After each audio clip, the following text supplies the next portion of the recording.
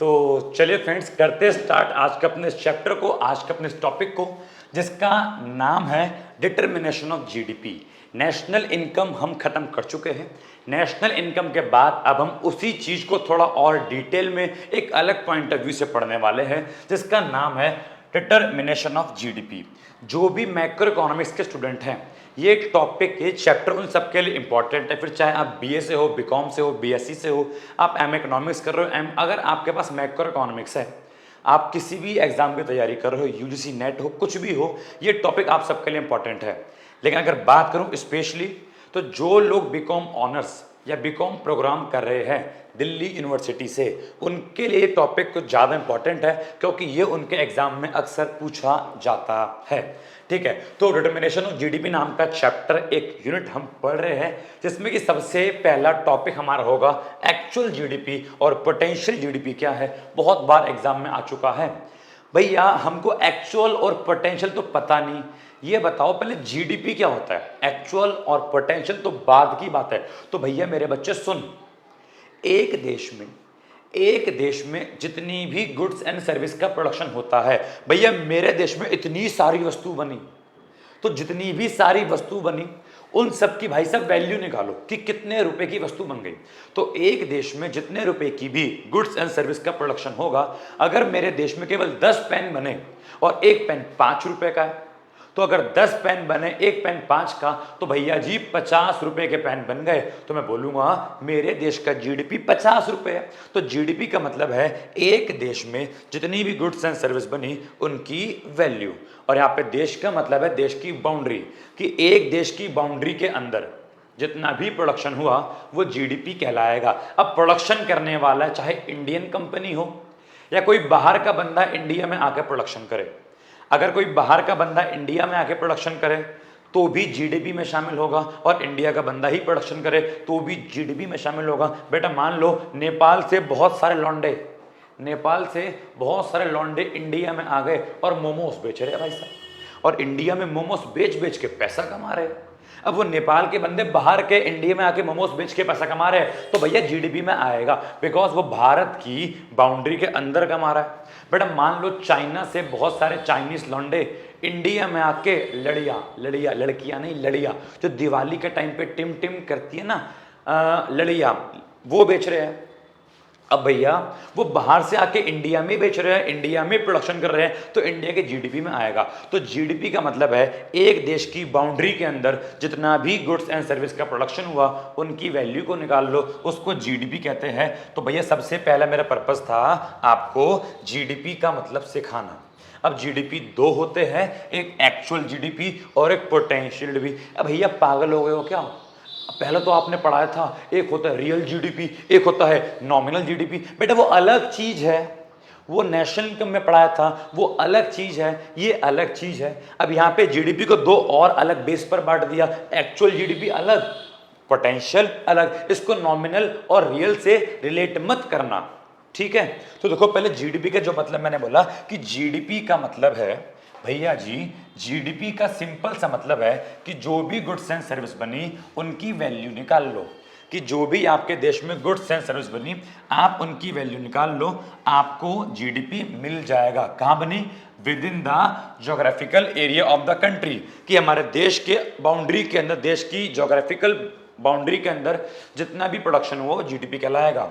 It measures the overall level of economic activity and does not consider whether the economic activity are done by resident और non resident. इसका simple सा मतलब है कि ये देखता है कि देश में कौन कौन सी इकोनॉमिक एक्टिविटी की गई, देश में कितना प्रोडक्शन किया गया। अब फर्क नहीं पड़ता वो प्रोडक्शन करने वाला रेसिडेंट इंडियन हो या नॉन रेसिडेंट बाहर का बंदा हो, उससे फर्क नहीं पड़ता। अगर भाई साहब तू मेरे देश के अंदर आके बनाएगा, अगर तू मेरे देश के अंदर आके बनाएगा तो जीडीपी में काउंट होगा। इतनी बात समझ में आती है? ठीक है। अब एक्चुअल क्या होता है, ये पोटेंशियल क्या होता है, मेरी बात सुनो, अब जरा मेरी बात सुनो। बेटा एक इंसान की बात करते हैं, एक इंसान के पास दो तरह की क्षमता होती है। एक इंसान जो है, एक तो वो, ये एक इंसान दो प्रकार के काम करता है। एक तो वो जो उसने एक्चुअल में काम किया, एक वो जो उसने एक्चुअल में काम किया, और एक वो जो एक्चुअल में कर सकता है। जैसे कि मान लो मैं अगर लगातार पढ़ाऊं, तो मैंने बोला भाई साहब मैं लगातार 6 घंटे 8 घंटे पढ़ा सकता हूं, तो ये मेरी क्षमता है कि मैं लगातार इतना पढ़ा सकता हूं, दैट इज माई पोटेंशियल। लेकिन मैं पढ़ाता केवल 5 घंटे हूं, उसके बाद मेरे बैच बनते नहीं है। मान लो कि मैं केवल 5 घंटे पढ़ाता हूं, 5 घंटे में सारे बच्चे आ जाते हैं, मेरे को एक्स्ट्रा पढ़ाने की नीड ही नहीं पड़ती। तो मैं पढ़ा सकता हूं 8 घंटे, लेकिन पढ़ाए मैंने 5 घंटे, तो जो मैंने एक्चुअल में किया 5 घंटे, that is my actual capacity, और जो मैं कर सकता हूं वो मेरी पोटेंशियल है। तो सेम एक देश का हाल है। एक देश जितना प्रोडक्शन कर रहा है, एक देश जितना प्रोडक्शन कर रहा है वो होता है एक्चुअल जीडीपी, और एक देश कितना प्रोडक्शन कर सकता है, एक देश कितना प्रोडक्शन कर सकता है वो होता है भाई साहब पोटेंशियल जीडीपी। तो एक्चुअल जीडीपी का मतलब है एक देश ने अपने रिसोर्स को लगाए और एक्चुअल में वास्तव में कितना प्रोडक्शन किया। ठीक है, तो क्या बोलता है, ये बोलता है a country does not produce goods and service at its full capacity with given amount of human, physical and financial resources. ये बोलता है कि एक देश भाई साहब कभी भी अपनी फुल कैपेसिटी में काम नहीं करता। एक देश के पास अलग अलग प्रकार के रिसोर्स है। ह्यूमन रिसोर्स, इस देश के पास इंसान है, वर्कर्स है। ह्यूमन रिसोर्स माने वर्कर। उस देश के पास फिजिकल रिसोर्स है, फिजिकल रिसोर्स का मतलब उस देश के पास मशीनें हैं, वर्कर है, मशीनें हैं, और फाइनेंशियल रिसोर्स है, उस देश के पास पैसा है। प्रोडक्शन करने के लिए मनुष्य, वर्कर है, इंजीनियर्स है, वर्कर्स, फिजिकल कैपिटल मतलब फिजिकल रिसोर्स मतलब मशीन्स, और फाइनेंशियल रिसोर्स मतलब पैसा। तो भैया वर्कर चाहिए, मशीन चाहिए, पैसा चाहिए, तब जाके प्रोडक्शन होगा। लेकिन एक देश इन तीनों की हेल्प से भी फुल कैपेसिटी के अंदर प्रोडक्शन नहीं करता। What a country can produce, एक कंट्री क्या प्रोड्यूस कर सकती है, and what is actual produce, और क्या प्रोड्यूस कर रही है। भाई दोनों में अंतर है। मैं कितना पढ़ा सकता हूं और मैं कितना पढ़ा रहा हूं, दोनों में अंतर है भाई साहब। तो याद रखना, the money value of goods and service. तो गुड्स एंड सर्विस की मनी वैल्यू, जो देश ने एक्चुअली में प्रोड्यूस किया, कि देश ने एक्चुअल में इतना प्रोडक्शन किया, जो एक्चुअल में किया, उसकी जो मनी वैल्यू है, कि देश में अगर इतनी वस्तु बनी तो कितने रुपए की वस्तु बनी, उसको बच्चे बोलते हैं एक्चुअल जीडीपी, और उसको डिनोट अपन लोग करते हैं वाई से। वाई माने एक्चुअल जीडीपी। एक्चुअल जीडीपी समझ में आ गया। लेकिन भाई साहब अगर बात करें पोटेंशियल जीडीपी की, तो पोटेंशियल जीडीपी का मतलब होता है कि एक देश कितना प्रोड्यूस कर सकता है अगर वो अपने सभी रिसोर्सेज को काम पे लगा दे। जैसे कि मेरी बात को जरा सुनना बहुत ध्यान से, मेरी बात को सुनना बहुत ध्यान से। एक वर्कर है, एक वर्कर है, और अकॉर्डिंग टू, अगर इंडिया की बात करें तो एक वर्कर है, वो दिन में 8 घंटे उसको काम मिलना चाहिए। एक वर्कर दिन में 8 घंटे काम कर सकता है, उसको दिन में 8 घंटे काम मिलना चाहिए। तो मेरी बात सुनो, एक वर्कर 8 घंटे काम कर सकता है, लेकिन मान लो उस वर्कर को केवल 6 घंटे ही काम मिला, तो जो 6 घंटे में काम करने, जो 6 घंटे में काम करके उसने प्रोडक्शन किया, वो उसका एक्चुअल जीडीपी है। उसको पता है कि मैं 8 घंटे काम कर सकता हूं, लेकिन केवल 6 घंटे काम मिल रहा है, एक्चुअल में केवल 6 घंटे काम कर रहा हूं। तो जो 6 घंटे काम किया, उससे जो प्रोडक्शन किया वो एक्चुअल है। और भैया 8 घंटे काम अगर करे तो इतना प्रोडक्शन कर सकता है, वो उसकी पोटेंशियल है। तो मैंने माना कि एक वर्कर की जो पोटेंशियल है, एक काम करने की क्षमता है, वो 8 घंटे की है, लेकिन एक्चुअल में वो केवल और केवल 6 घंटे ही काम करता है।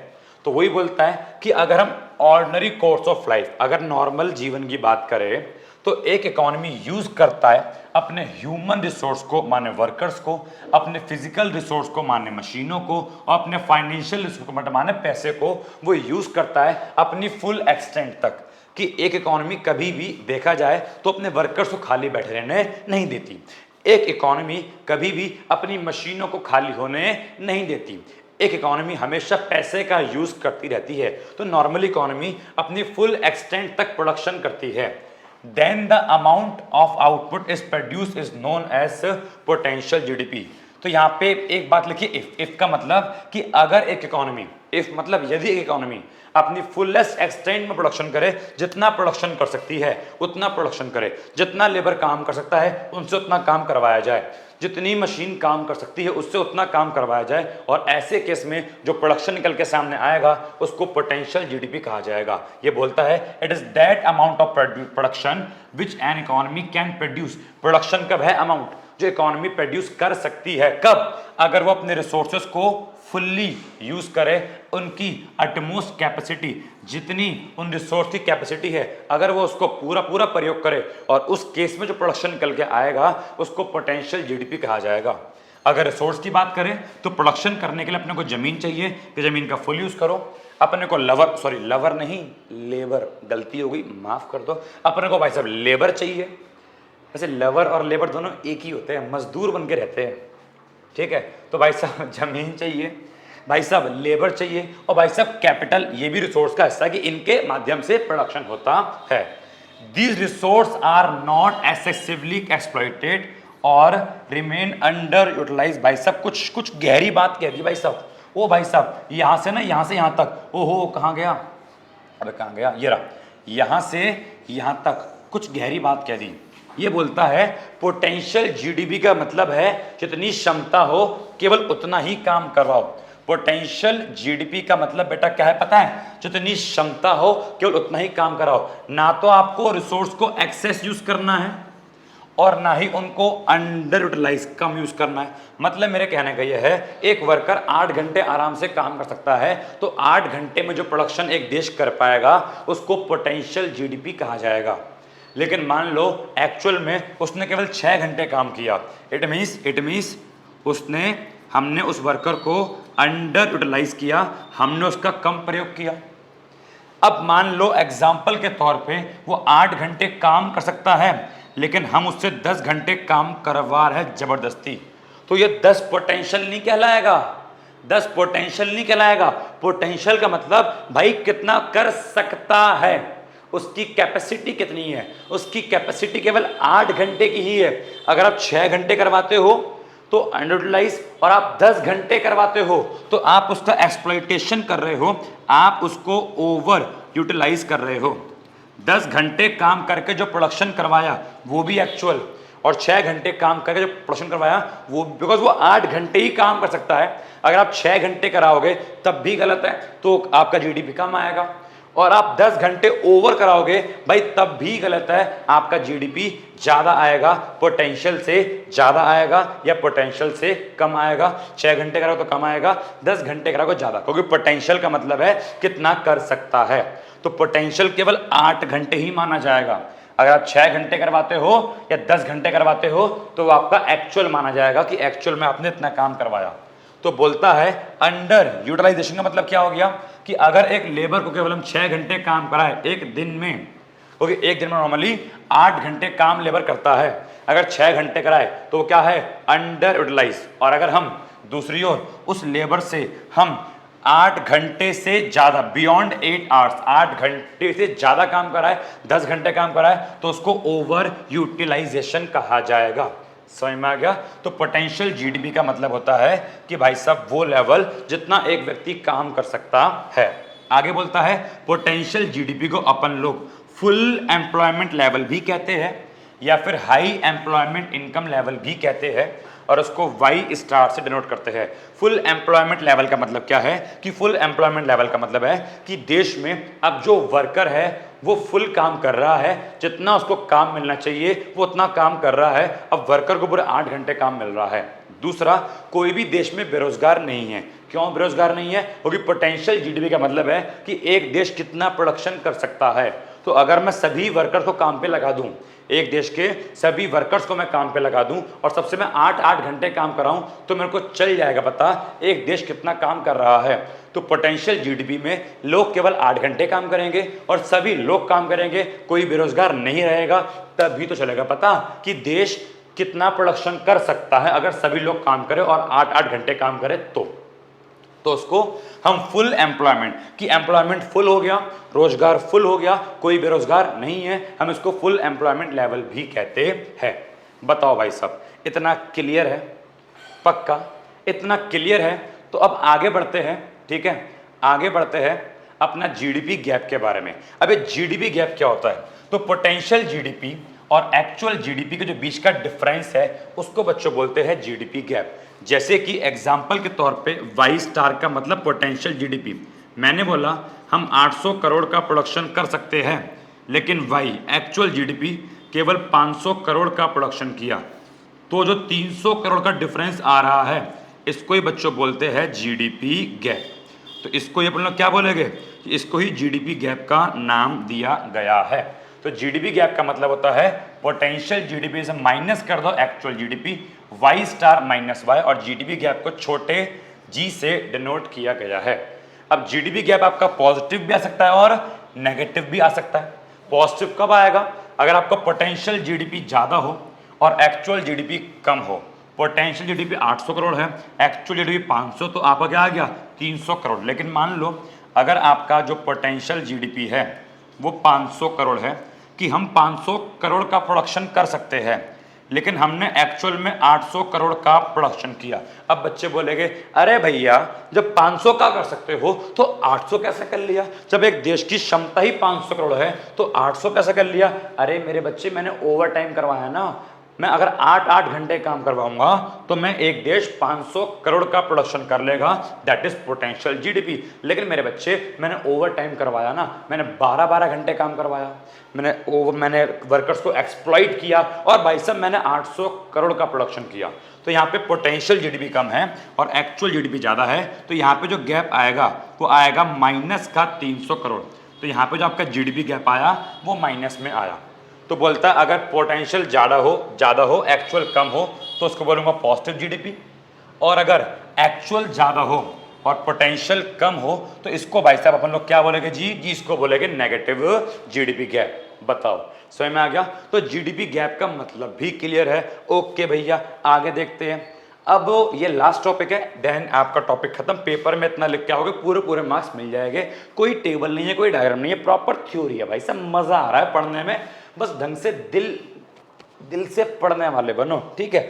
हौले हौले हो जाएगा, syllabus complete, chapter complete, topic complete. सुनो भाई साहब, अब बात ऐसी है कि अगर पॉजिटिव गैप आता है, भैया पॉजिटिव गैप कब आएगा? भैया पॉजिटिव गैप कब आएगा? अरे मेरे बच्चे पॉजिटिव गैप तब आएगा जब पोटेंशियल जीडीपी ज्यादा हो और एक्चुअल जीडीपी कम हो। तो बोल तो रहा है कि अगर पोटेंशियल जीडीपी ज्यादा है और एक्चुअल जीडीपी कम है तो आपका जो गैप आएगा पॉजिटिव गैप आएगा। लेकिन ये पॉजिटिव गैप शो क्या करता है? अगर देश का पोटेंशियल जीडीपी ज्यादा हो, हम इतना प्रोड्यूस कर सकते हैं 800 करोड़, लेकिन हम कम प्रोड्यूस करें केवल 500 करोड़, तो ऐसे केस में पॉजिटिव गैप आएगा।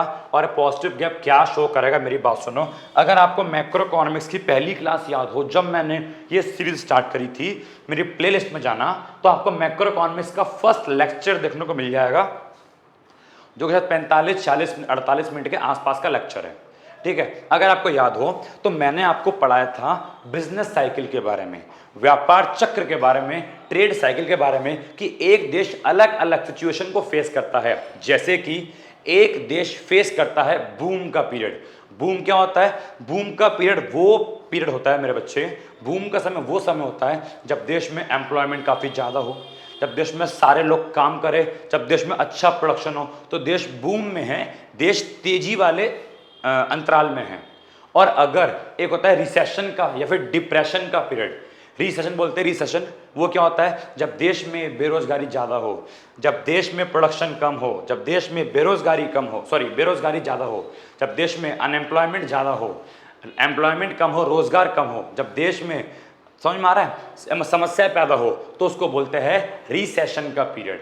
अब मेरी बात बताओ, अगर देश का एक्चुअल जीडीपी कम है और पोटेंशियल जीडीपी ज़्यादा है, कि भाई साहब देश 800 करोड़ का प्रोडक्शन कर सकता है, ये पोटेंशियल है, लेकिन देश ने केवल 500 करोड़ का प्रोडक्शन किया, ये एक्चुअल है, तो इसका जरा मतलब समझो। इसका सिंपल सा मतलब यह है कि देश अपनी पूरी औकात में प्रोडक्शन नहीं कर पा रहा, जितना देश को प्रोडक्शन करना चाहिए देश उतना प्रोडक्शन नहीं कर पा रहा। क्यों नहीं कर पा रहा? क्योंकि देश ने सभी रिसोर्स को काम पे नहीं लगाया, सभी वर्कर्स को काम नहीं दिया, सब वर्कर्स से 8-8 घंटे काम नहीं करवाया। अगर सभी वर्कर को काम पे लगाया होता, सभी से काम करवाया होता, सभी को रोजगार दिया होता, तो भाई साहब हम 800 का प्रोडक्शन कर रहे होते। अगर हम कम का प्रोडक्शन कर रहे हैं, हम 800 का प्रोडक्शन कर सकते हैं, हम केवल 500 का कर रहे हैं, तो उसका सिंपल सा मतलब यह है कि भाई साहब देश में सबको काम नहीं मिला, तभी तो प्रोडक्शन कम हो रहा है। और अगर सबको काम नहीं मिला तो ये एक रिसेशन का फेस आता है कि देश में बेरोजगारी है, सबको काम नहीं मिला, सारे वर्कर पूरा काम नहीं कर पा रहे बिकॉज देश में काम ही नहीं है। इट मीन्स ये स्थिति रिसेशन को शो करता है कि देश में मंदी का दौर आ। बेटा मंदी बोला है नालायक, बेटा बंदी नहीं बोला, मंदी बोला है, मंदी बोला। बंदी का दौर, बंदी का दौर कभी नहीं आएगा, तुम्हें कभी नहीं मिलेगी। मंदी का दौर आ गया, मंदी का दौर आएगा बेटा, बंदी का नहीं आएगा। तो सुनो, तो देश में मंदी का दौर आ गया बिकॉज देश में रोजगार कम है, एम्प्लॉयमेंट कम है, अनएम्प्लॉयमेंट ज्यादा है। तो ऐसे केस में हम इसको बोलेंगे कि ये जो जीडीपी गैप है ये देश में रिसेशन लेके आता है, क्योंकि यहाँ पे सभी को पूरा काम नहीं मिला, देश में बेरोजगारी है। इसका मतलब यह है कि देश, कुछ मैं देख रहा था, इसका मतलब यह है कि देश में रिसेशन है। तो क्या बोलता है कि इसका मतलब क्या है, अगर पॉजिटिव गैप हो इसका मतलब क्या है, व्हाट इज एक्चुअली अचीव, जो एक्चुअल में अचीव किया कितना 500, वो कम है what could be potentially achieve, जितना हम अचीव कर सकते थे उससे कम अचीव किया। पॉजिटिव गैप शो करता है अंडर यूटिलाइजेशन ऑफ रिसोर्स, कि रिसोर्स को पूरा यूज नहीं किया, सबको काम पे नहीं लगाया, सबको काम नहीं दिया। इट मीन देश में अभी भी बेरोजगारी है। और इसको हम लोग बोलेंगे क्या, इसको हम लोग बोलेंगे रिसेशनरी गैप या फिर रिसेशनरी की सिचुएशन। ठीक है, जहां पे देश में आपको अनएम्प्लॉयमेंट देखने को मिलेगी।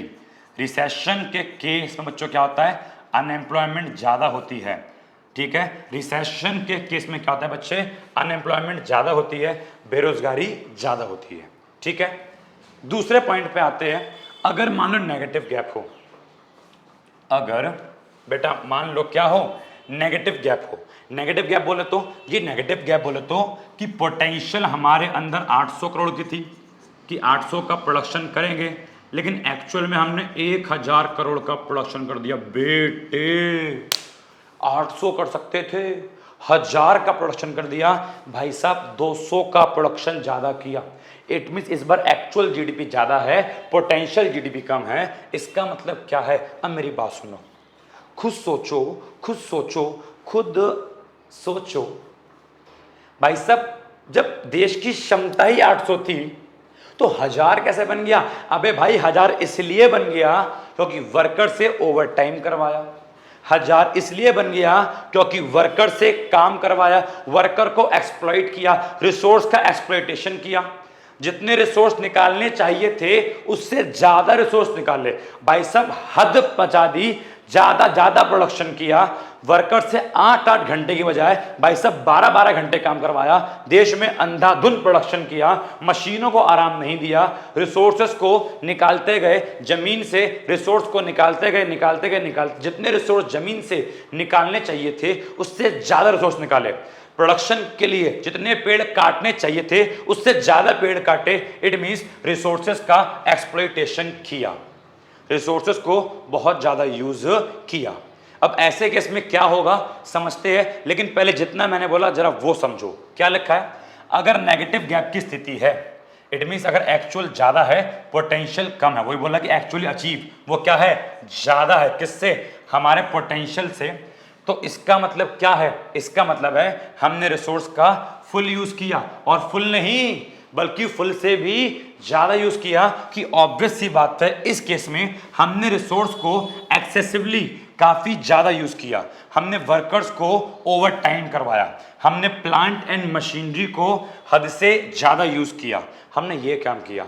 तो अगर नेगेटिव गैप की बात करें, इट मींस जब पोटेंशियल कम हो और एक्चुअल ज्यादा हो तो क्या आएगा, नेगेटिव गैप। तो अगर भाई साहब नेगेटिव गैप की बात करें तो ये शो करता है हमारे रिसोर्सेज के ओवर यूटिलाइजेशन को, और इससे देश में इन्फ्लेशनरी गैप आता है, इससे देश में कीमतें बढ़ जाती है। अब मेरी बात सुनो, कीमतें क्यों बढ़ेगी? एक बात बताओ, जब आप रिसोर्स को ज़्यादा से ज़्यादा यूज़ करोगे, आप वर्कर से 8 घंटे की बजाय अगर वर्कर से 12 घंटे काम कराओगे तो वर्कर को आपको ज़्यादा पे करना पड़ेगा। क्योंकि आपने वर्कर से 8 घंटे की बजाय वर्कर से आपने 12 घंटे काम करवाया, तो आपको वर्कर को ज़्यादा अमाउंट पे करना पड़ेगा, उसको 15,000 की बजाय आपको जो है 20,000 पे करने पड़ेंगे। आप मशीन को यूज़ ज़्यादा करोगे तो आपका खर्चा ज़्यादा बढ़ेगा, आपका बिजली का बिल ज़्यादा आएगा, मशीन की मेंटेनेंस ज़्यादा आएगी, ठीक है। तो अल्टीमेटली अगर आप वर्कर को ज़्यादा यूज़ करोगे, आप रिसोर्सेज को यूज़ ज़्यादा करोगे, तो आपका खर्चा बढ़ेगा, वर्कर का खर्चा बढ़ेगा, मशीन का मेंटेनेंस खर्चा बढ़ेगा, ठीक है, आपका ट्रांसपोर्ट वाला खर्चा बढ़ेगा, बिकॉज ज़्यादा प्रोडक्शन करोगे तो ट्रांसपोर्ट भी लगेगा, आपका बिजली का खर्चा बढ़ेगा। अल्टीमेटली इससे पता है क्या होगा, जब ये सारे खर्चे बढ़ेंगे तो बेटा प्रोडक्शन की जो कॉस्ट है वो बढ़ जाएगी। अगर मैं वर्कर को ज़्यादा पैसे दूंगा पहले से, अगर मैं बिजली का बिल ज़्यादा पे करूंगा, अगर मैं खर्चे ज़्यादा करूंगा, तो जो पेन का प्राइस है वो बढ़ जाएगा, पेन महंगा हो जाएगा, बिकॉज मेरे को ज़्यादा पे करना पड़ रहा है। तो भाई साहब पेमेंट मैं कहाँ से निकालूंगा? इस पैसे को मेरे को अपने प्रोडक्ट में, अपनी वस्तु से निकालना पड़ेगा, अपनी वस्तुओं में चार्ज करना पड़ेगा। तो भाई साहब इससे क्या होगा, इससे वस्तुओं के प्राइस बढ़ जाएंगे, बिकॉज हमने रिसोर्स को यूज़ ज़्यादा किया, हमारे खर्चे बढ़ गए, और खर्चे बढ़ेंगे तो प्रोडक्शन की कॉस्ट बढ़ेगी, प्रोडक्शन की कॉस्ट बढ़ेगी तो प्रोडक्ट वस्तु का प्राइस बढ़ेगा। तो इससे क्या होगा, जब वस्तु का प्राइस बढ़ेगा तो देश में कीमतें बढ़ जाएगी, और जब देश में कीमतें बढ़ती है तो मेरे बच्चे इसको बोलते हैं इन्फ्लेशन। दिस इज बिकॉज, क्योंकि जब रिसोर्स को हम उसकी कैपेसिटी से ज़्यादा यूज़ करेंगे तो क्या होगा, जो प्रोडक्शन के फैक्टर है, वर्कर वगैरह, लैंड वगैरह, उन पे प्रेशर पड़ेगा। It implies rise in cost of production. जो प्रोडक्शन की कॉस्ट है बढ़ जाएगी। ये पेन 5 का नहीं 6 का 7 का बिकेगा, बिकॉज प्रोडक्शन की कॉस्ट बढ़ गई, हमको ज़्यादा पैसा पे करना पड़ रहा है, बिकॉज हम रिसोर्स को ज़्यादा यूज़ कर रहे हैं। जिससे क्या होगा, अल्टीमेटली जो है बच्चे प्राइस का लेवल बढ़ जाएगा, ठीक है, अल्टीमेटली जो है प्राइस का लेवल बढ़ जाएगा। बताओ, इतनी बात समझ में आ गई? तो यहाँ पे मैं आपको इतनी देर से एक्चुअल और पोटेंशियल जीडीपी पढ़ा रहा हूँ, एंड होपफुली आपको एक्चुअल और पोटेंशियल जीडीपी एकदम अच्छे से समझ में आ गया होगा। ये एग्जाम में आपको क्वेश्चन आता है, तो यहाँ पे हमने इसका मीनिंग पढ़ा कि होता क्या है जीडीपी का मतलब, फिर actual GDP, potential GDP, GDP gap, उसके बाद 2 सिचुएशन पढ़ी, पॉजिटिव और नेगेटिव। समझ में आ गया? तो बेटा आज के लिए इतना काफ़ी है। Thank you so much. बेटा नीचे डिस्क्रिप्शन बॉक्स जानते हो ना, डिस्क्रिप्शन बॉक्स में मेरा व्हाट्सएप नंबर है, मेरे टेलीग्राम चैनल का लिंक है। बेटा व्हाट्सएप पे अपना नाम, कॉलेज और अपनी स्टेट और अपना कोर्स बीकॉम बीए जो भी मुझे व्हाट्सएप करना, ताकि मैं आपसे कनेक्ट हो सकूं। और टेलीग्राम का जो मेरा लिंक है उसको भी आप ज्वाइन कर लेना, क्लास की इंफॉर्मेशन आपको वहां पर मिलती रहेगी, ठीक है। चलिए, thank you so much, bye bye, God bless you, take care. चलिए।